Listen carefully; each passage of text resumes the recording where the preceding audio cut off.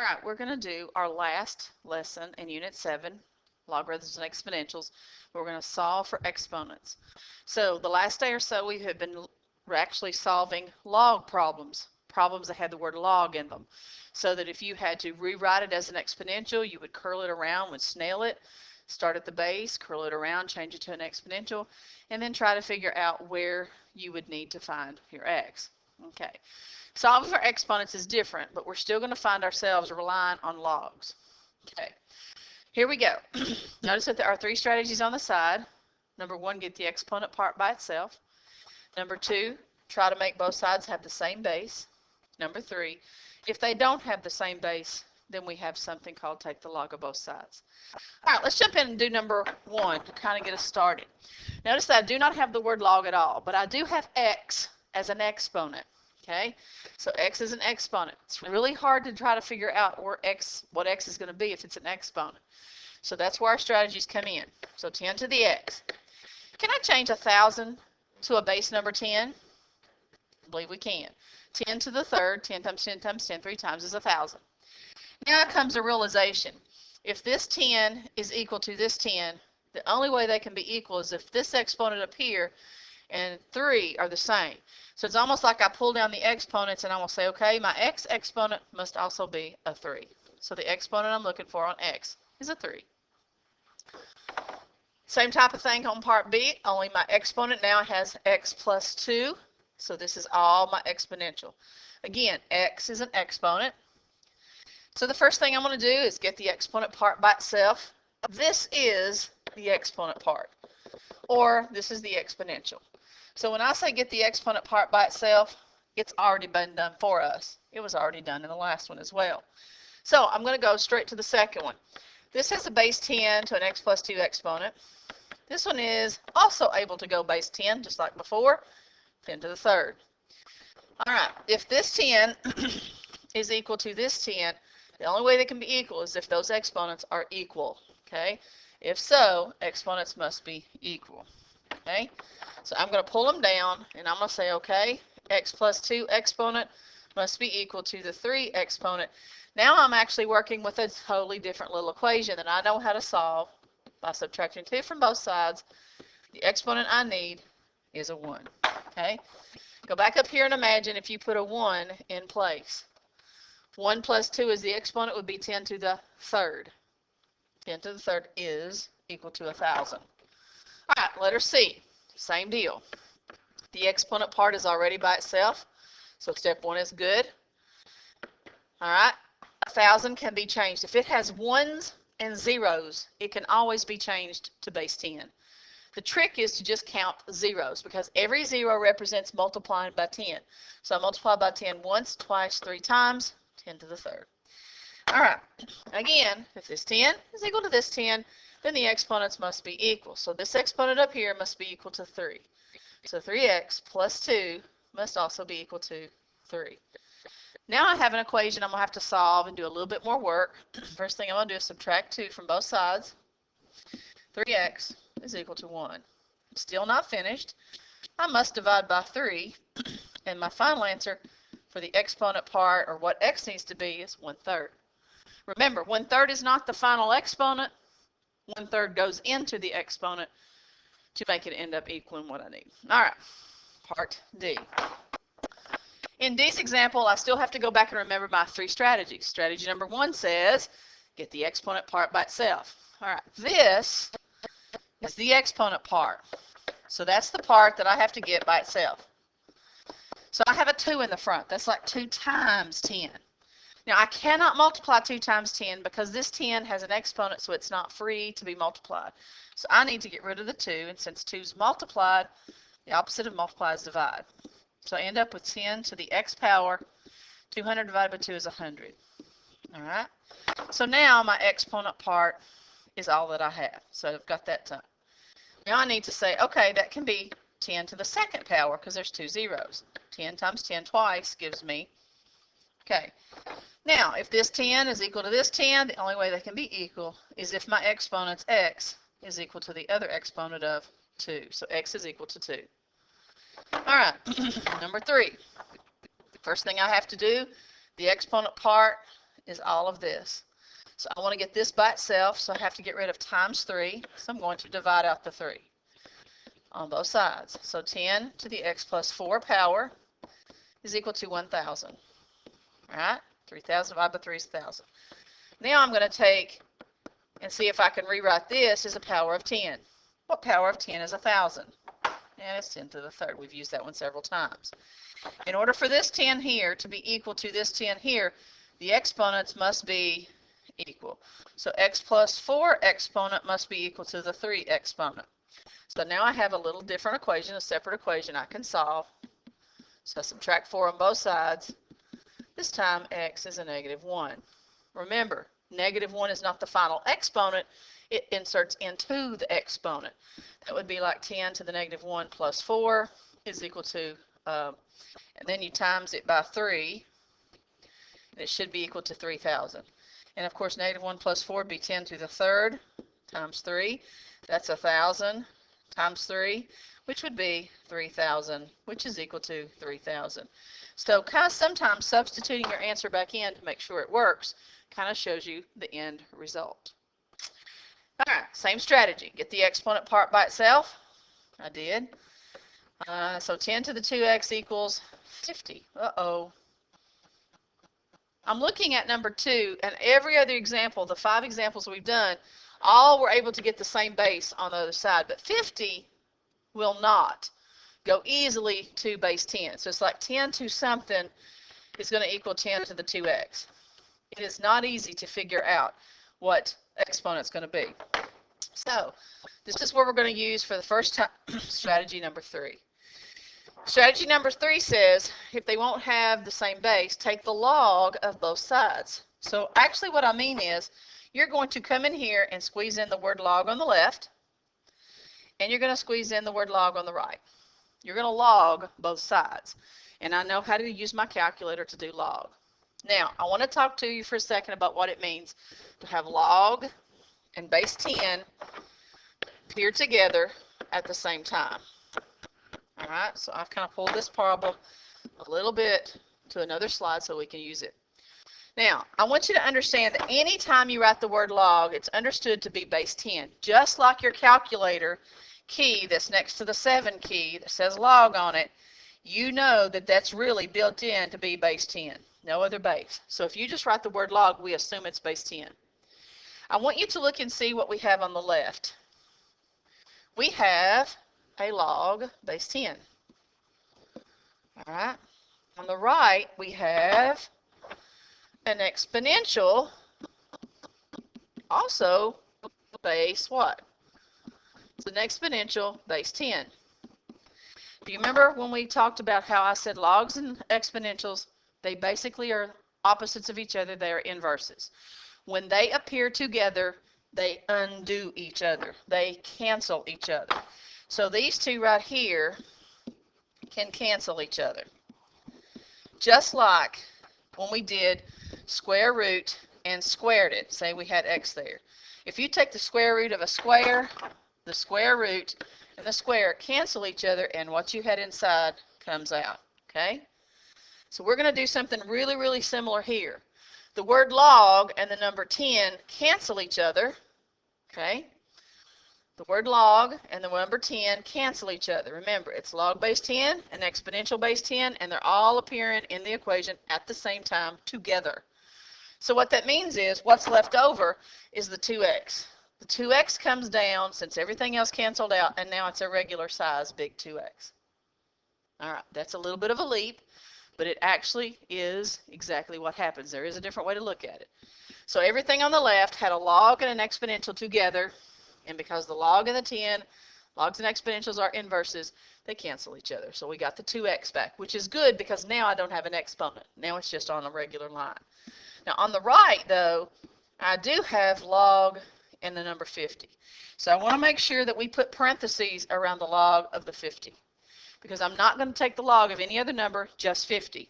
Now to solve this problem, I still have 2 times x. How do I get rid of 2? Divide it out. So I'm going to take the calculator and divide it out. I'm going to take the log of both sides. So if I grab my calculator, you grab your calculator, and I turn mine on, I'm going to type in log of 50, log of 50. Notice that it opened my parenthesis. I have to close it around 50. Make sure you close it around 50. Now divide by 2. The answer is going to be a decimal, so 0.849, which I'm going to keep 2 digits, and I would round that to 0.85. All right? Let me show you what happens if you forget to close your parentheses. So if I said log of 50, forgot to close my parentheses, and went divide by 2, see, log 50 would be helpful if I typed it in. It didn't pick it up. There we go. Divide by 2. So when I do log of 50 and log of 50 up here with parentheses around it, two different things. Remember, the parentheses tell the calculator what to take the log of. And I only wanted to take the log of the number 50. I only wanted to take the log of the number 50. All right, so going back to our problems. As we saw a while ago, the word log and the number 10 canceled. The 2x comes down, and that's kind of the reason we do that. And we end up with log of 50. We know the parentheses should stay around 50, and we divide it out 2, and we got 0.85. It just completes our page of notes. All right, let's go to G. Same thing with G. I noticed that I already have my exponent part already by itself. Okay, so step 1 has been done. Step 2, try to make the bases have the same base. Nope, won't happen. So you got to go straight to step 3. We're going to take the log of both sides. So I'm going to come up here and squeeze in the word log in front of 10, and I'm going to squeeze the word log in front of 43, and I'm going to rewrite that. Log of 10 to the 3x plus 2 power is equal to log of 43. And I want to make sure I put parentheses around the 43 because that's the only number on that side that I'm going to take the log of. Now we just said log base 10 of 10, those two operations cancel each other, so you're going to cancel out the 10 and cancel out the word log. What's left is the exponent part, 3x plus 2, equal to log of 43, all right? Parentheses around the 43 because that's the only number that you're going to take the log of. Now I still have to solve for x. So I'm going to have to solve for x just like I've done before. First thing I'm going to do is subtract 2 from both sides. So I'm actually going to subtract 2 after the parentheses of the log, minus 2. Then I have 3x equals log of 43, subtract the 2. Now how do I get rid of the 3 in front of x? Divide by 3. Now I do want to caution you, make sure you subtract and press enter before you divide by 3. Otherwise, it will divide first. All right, so I'm going to type in log of the number 43, close parentheses around 43, subtract my 2. When I do that, I get a decimal. Now I'm going to divide by 3 to finish my problem, and I get a small negative decimal. X is equal to negative 0.12. All right, so that one had a lot of steps, but the biggest one is make sure that you understand that the log and the exponential cancel right here. This part cancels. All right, letter H. Letter H. What happens in letter H is the first thing I have to do is get the exponent part by itself. This part here is my exponent, so I have to get rid of the 12. I'm going to divide out the 12. So I get 10 to the 3x plus 2 power equal to, and I think 120 divided by 12 turns out to be 10. Do I have to take log of both sides? No, but you actually could, and it would work. There is an exponent on 10. There is 1 0 there, so it's 10 to the first power. We can go back and remember, this is the easier way to do it. 10, this 10 equals the other 10. The only way they can is if this exponent up here equals that exponent over there. So 3x plus 2 must equal 1. Now I'm going to solve this little equation by subtracting 2 from both sides. 3x is equal to negative 1, divide by 3, x is equal to negative 1/3. All right, very good. Okay, so that was a throwback question. You actually can take the log of both sides. Let me kind of show you what happens. What if you squeeze in the word log here? What if you squeezed in the log there? Just say. What happens when logs and exponentials are together? They cancel. Uh-oh, I have a log and a 10 over here that cancels. So this exponent comes down, and this exponent comes down, and guess what? It's the same thing that we had. So taking the log of both sides is actually helps us do our number 2 strategy. You don't have to look at it that way, but I'm just showing you it works. Okay, first thing I have to do is I have a 3 times my exponential. I'm going to locate my exponential. This is the part I want to keep and get by itself. So I have plus 7, and I have a 3 in the front. The best thing to do is to get rid of the 7. So I'm going to subtract 7.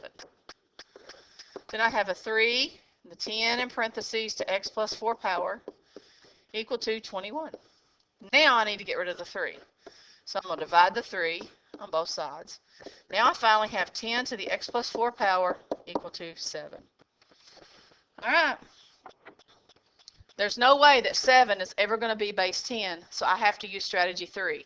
Take the log of both sides. Log and base 10 of 10 cancels, so the x plus 4 comes down. But over here, log of 7 does not cancel, so I'm taking the log of the number 7, so I'm going to make sure I put parentheses around just the 7. Now I'm still not finished. I still need one more step. To get x by itself, I need to subtract 4, so I'm going to make sure I subtract 4. So on my calculator, I'm going to type it in exactly the way this looks. Log of 7, parentheses around just the 7, subtract 4.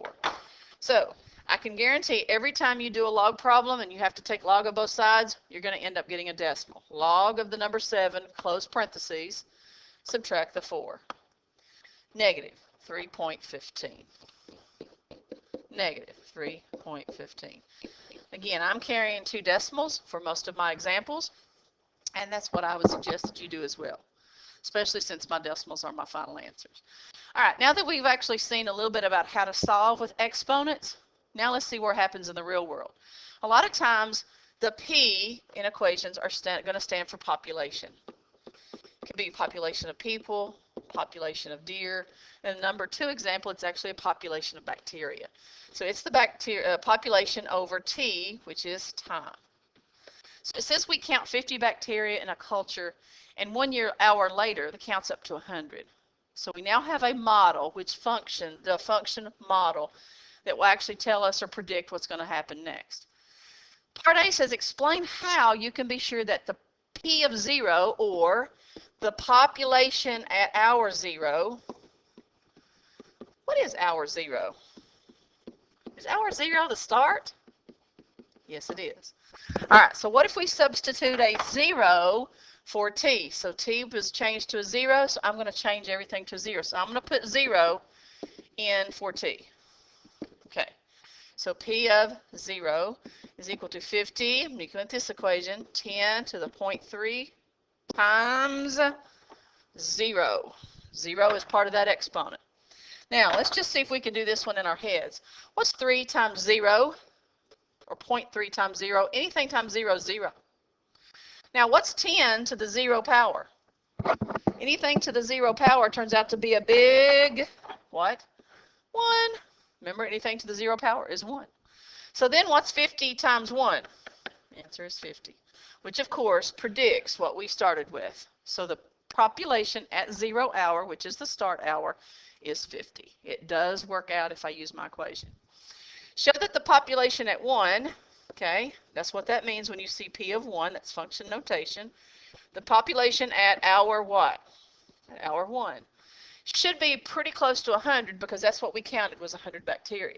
So now I'm going to put what? Put 1 in for T. Population at 1 hour, still 50 bacteria times 10 raised to the 0.3 times 1. Okay, and that's part of an exponent. Okay. All right, so let's type that in our calculator. That would be one I cannot do in my head. So I'm going to say, okay, 50 times 10 raised, and I have an old calculator. You guys have those new ones. So when you do the up arrow, now you have a little box. Everything I'm typing in my parentheses, you have in a box. So 0.3 times 1, and my answer is 99.76. Okay. So that is pretty close to 100, which is 99.76. The squiggle marks mean approximately equal to. Approximately equal to. All right, letter C. Use the given function. Find the time. Find the time. Find the time. Guess what we don't know this time? We don't know t. Last two times we were given a t. See, they gave me 0 in the first one. They gave me 1 for t in the second one. When the bacterial population would be expected to reach, wow, 1 million. So I'm going to go and find my formula. P of t is equal to 50 times 10 to the 0.3 times t power. This time, a million is a new population. That's a new number of bacteria. Okay? So I'm going to put that number right here. I'm going to take out the P of t and I'm going to put 1 million in place. And my t stays because that's what I'm looking for. Now I'm going to have to solve for t. That's my new task because that's what it said. We'll find the time. So that's what it's asking me to do is solve for t. T is an exponent and we just got done figuring out how to solve for exponents. The first rule says get the exponent part by itself. So I want to get the exponent part by itself. The first thing I have to get rid of is 50. I'm going to divide out the 50. I'm going to divide both sides by 50. On the right, I'm going to get 10 to the 0.3 times t power. And I think if you take a million divided by 50, I think you get 20,000 left. All right. Now, I cannot make 20,000 become a base 10 because it has to have ones and zeros. So I'm going to go straight to strategy 3 and take the log of both sides. Cancel out. So I get exponent comes down. So I get 0.3 times t is equal to the log of that big number, 20,000. And we're going to make sure we put parentheses around the log of the number we're actually going to take the log of. One final step, divide by 0.3. All right. So, calculator time, log of 20,000, close parentheses, divided by 0.3. Looks like it takes 14.3. The time it takes is 14.3, and it did talk about it being in hours. So in 14.3 hours, we are going to be at 1 million bacteria. All right, we're starting example 3, same way. Explain how you would find the population at 0 is 6.2. That's actually talking about the start time. When we started talking about the population in 2005, we were at 6.2. So I've simply put the 0 in for t. So if I do that, 0 times 0.05, that all becomes a big 0. 10 to the 0 power, anything to the 0 power becomes what? 1. 6.2 times 1 is 6.2. So it just verifies that that is the correct equation. It is a good model. How do we find the population at 1 hour? Okay, or excuse me, 1 year. So this would be the population in the United States, the world population, 1 year later. So what we're going to do now is we're going to put 1 in for t. 6.2, population at 1. 6.2 times 10.005 times 1. And we just got to put this in our calculator.